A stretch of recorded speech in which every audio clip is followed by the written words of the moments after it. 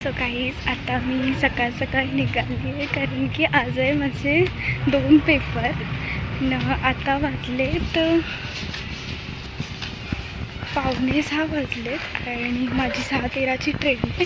So या चालली आहे. बरे असं काय वाटतच नाही कारण की मी अभ्यासच नाही केला आहे का. आम्हाला सकाळ सकाळ ट्रेन भेटली आहे आणि तुझा मला 5 मार्काचा क्वेश्चन जो येणार आहे तो सांगते आहे ट्रेनमध्ये. त्याची हँडरायटिंग बघू शकता. सकाळ सकाळचं मला एक्सप्लेन करते मी ट्रेनला ऑन करते काही सांगते ते येणार आहे. सकाळीच आम्ही आलो आहे आता बदलापूरला आणि एवढ्या सकाळी पोचलो आहे की कोणीच आलं नाही आहे. कोण चालणार एवढं सकाळ सकाळ.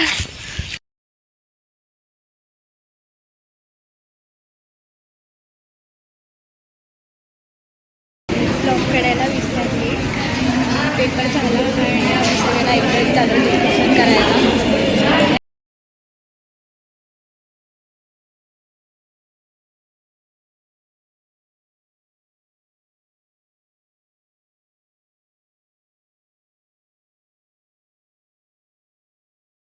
सो गाईज आज आहे पेपरचा दुसरा दिवस आणि पहिल्या पेपरच्या दिवशी मी ब्लॉग पोस्ट करणार होती पण मी विसरून गेले.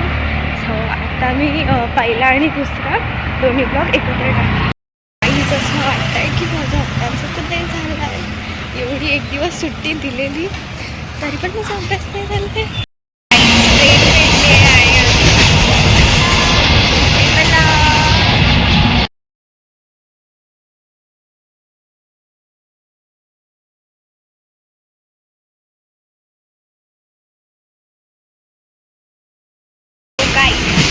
आता सकाळ सकाळी ट्रेन भेटली आणि मी सकाळी ब्लॉग काढायला विसरली.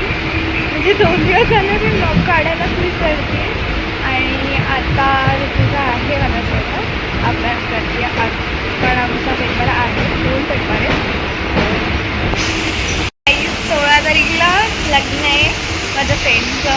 सो मी सगळे ब्लॉग्स एकत्रच टाकीन वाटतं पेपर्सचे. Stay tuned.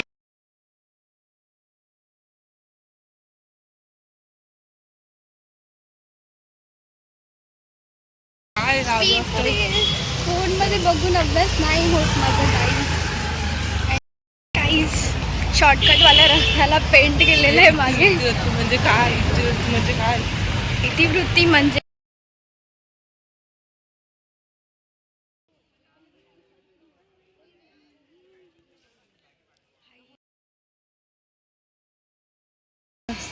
कसं जाणार ते कसं बघा रस्त्यावरती कोणच नाही आणि तिकडे कुत्रे.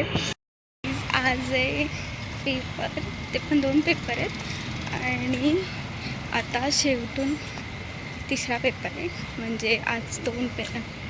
काहीच आता फक्त परवाचा पेपर आहे.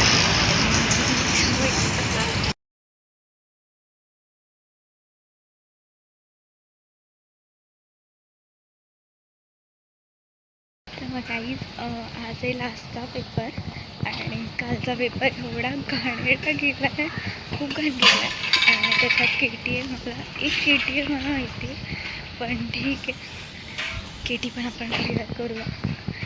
हां असं वाटतं ना.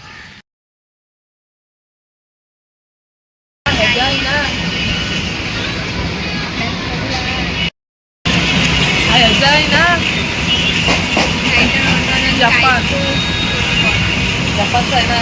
तिने वाचलंय कुठे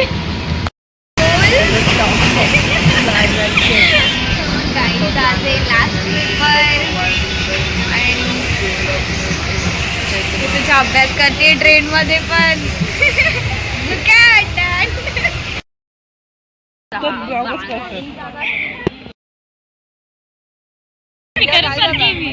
काय आमचा पेपर सुटला आणि आम्ही इकडे सगळे सगळ्यात